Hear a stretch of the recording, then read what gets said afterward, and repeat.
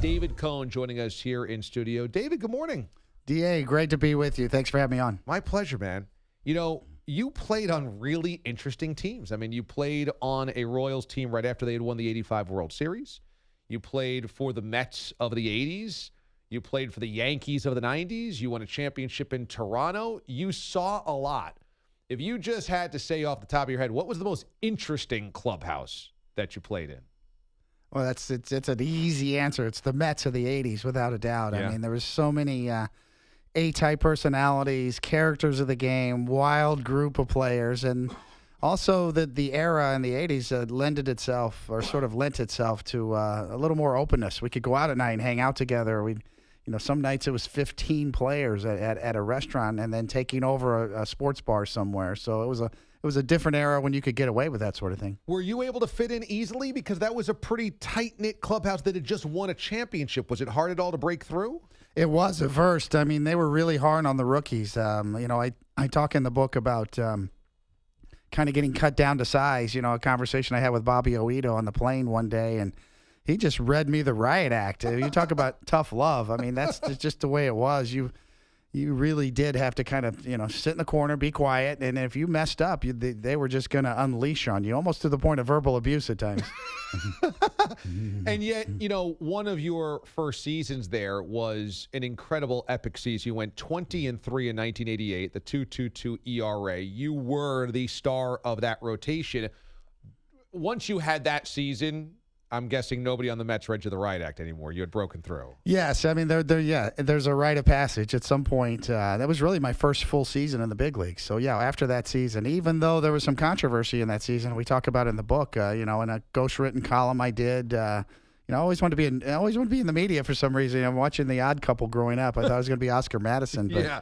I did a ghostwritten column in 1988 before that playoff game against the Dodgers. We ended up losing that series. I lost game 2. I completely choked, and I detail it in the book and kind of own up to it. And I think that's the best part of the book. It's raw, it's honest. I take myself to task on some of the stuff that I went through and the mistakes I made, and that's certainly one of them. But, you're right. After that 88 season, I really felt established. David Cohn joins us here in studio. He's got a new book out called Full Count. Was that the best team that you were on that didn't win a championship, 88 Mets?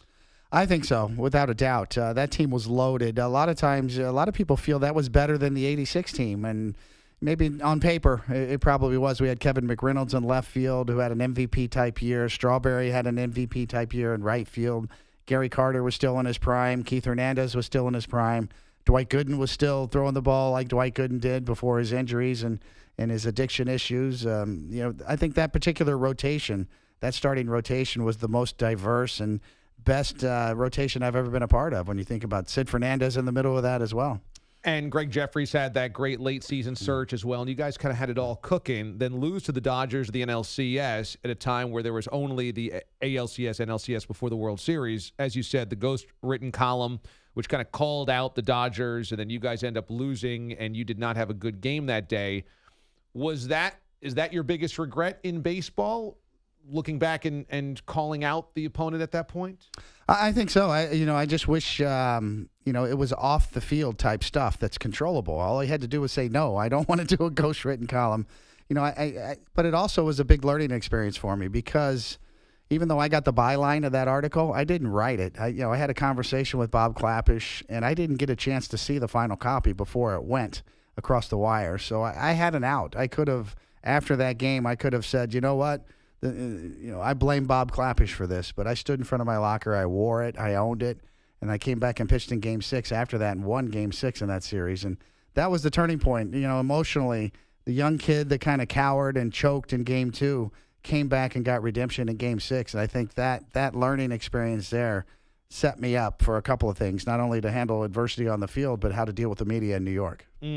92, you end up getting traded to the Toronto Blue Jays, stretch run, and this is the first of the Blue Jays' 2 back-to-back World Series championships. So you're part of the first ever World Series championship for Toronto and the country of Canada. And at that point in time, the Blue Jays were a monster. People kind of forget they had a huge payroll. They were collecting all these monster pieces, and you guys were kind of an all-star team that went to the World Series and won. What was the experience like to get traded there and then in the middle of things just kind of have this historic moment with the franchise? It was a lot of pressure. It was the beginning of the hired gun, the label that kind of stuck with me from that point on, and I felt tremendous responsibility. The trade came at the end of August, past the trade deadline. The trade deadline's at the end of July, so entire rosters got through waivers that particular year. A lot of rumblings of collusion among owners to allow that to happen. I could have been blocked by any team from being traded to the Blue Jays, but it didn't happen. But I made about 6 or 7 starts down the stretch, and then right into the playoffs. And once again, back then there was no wild card, so you felt the whole country of Canada on your back at that point. It meant a lot. And the Sky Dome in Toronto was sold out every night. There was 50,000 plus. It was just an incredible feeling, and the expectations were, we need to get over the hump here. This is huge for this country, for this organization. It's kind of different when it's a country, right? Not just a city that you're carrying. It really was. And in the middle of the World Series, we played the Braves that year in 1992. And a lot of people think about, when you talk about the Blue Jays in World Series, you think about the Joe Carter home run. That was 93. They went back-to-back. Dave Winfield, the former Yankee, got the winning hit in 1992. And in the middle games down in Atlanta, one of the national anthems, they flew the Canadian flag upside down. And there was a big national uproar over that. That's kind of got lost.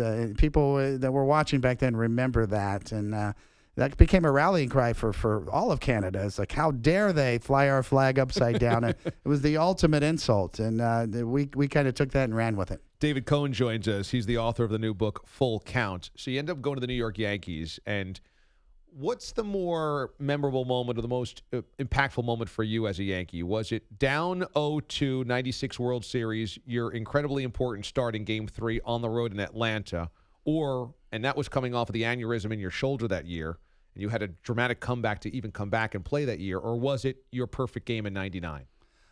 To me, it was 96 because it impacted the whole team. I mean, I'm thankful for the perfect game. It's an individual achievement. It was the middle of the season. Win, lose, or draw that game, and it didn't impact our goal that season. But it was a signature moment that I'm very thankful for. But 96, without a doubt, on the heels of losing in 95 in the playoffs to the Seattle Mariners, a 5-game series in Seattle in 95 after the strike. We end up losing 3 straight. I throw 147 pitches in the final game, Game 5, and Don Mattingly's last playoff game, only playoff experience. And then right the next year, I find myself in the same spot. And bases loaded, middle of a game 3 in Atlanta. Everything's on the line. And if we lose that game, the Braves are probably going to just sweep us, or definitely they had the upper hand. So Game 3 in Atlanta in the 96 World Series wasn't a great performance. I got through 6 innings somehow. I kind of gutty grinded through it. It wasn't a pretty masterpiece by any regard. So you played for the Mets after they win the 86 championship, and there's always this kind of haunting from Mets fans that there was only one title, and I think from the players on that roster as well.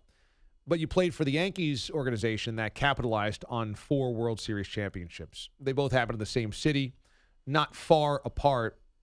Was it evident that the Yankees organization, maybe the clubhouse, the leadership, the manager, whatever, was just better suited to handle success and take advantage, maybe understand the moment more than kind of letting it slip away than what you saw within the Mets organization?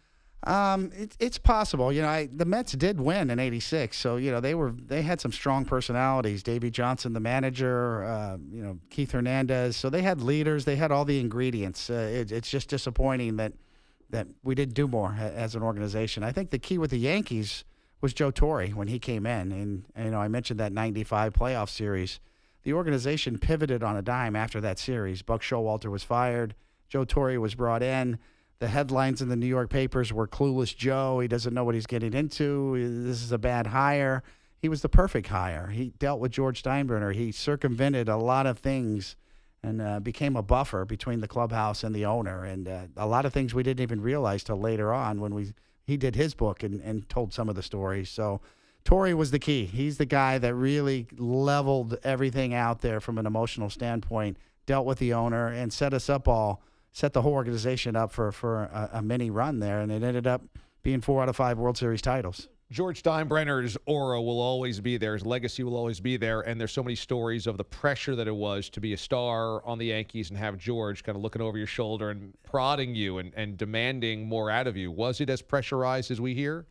Yes. I mean, we love George. We saw a different personality and a different guy completely in the 90s. The 90s version of George Steinbrenner was much different than the 1970s version of George Steinbrenner. So, and when you win 4 out of 5 years, that gives you obviously a little more equity. But we used to prank him. We used to joke with George. Yeah. And we would involve him in team meetings. I would stir up the pot. And during the 2000 Subway Series, George Steinbrenner was sitting in the clubhouse at Shea Stadium, and there were a bunch of cable wires running down on the ground for obvious reasons. It was the World Series, and I talked George into thinking that those wires weren't supposed to be there, that the Mets were bugging us. They were stealing our signs, and George fell for it. Hook, line, and sinker. He got down on his knees. He was yanking at these cables, and then he looked back at me, and he saw me red-faced, and he got mad because he knew I was pranking him, and he ran towards me, and he said, "You better be ready to pitch, young man." He kind of got me in a hammerlock.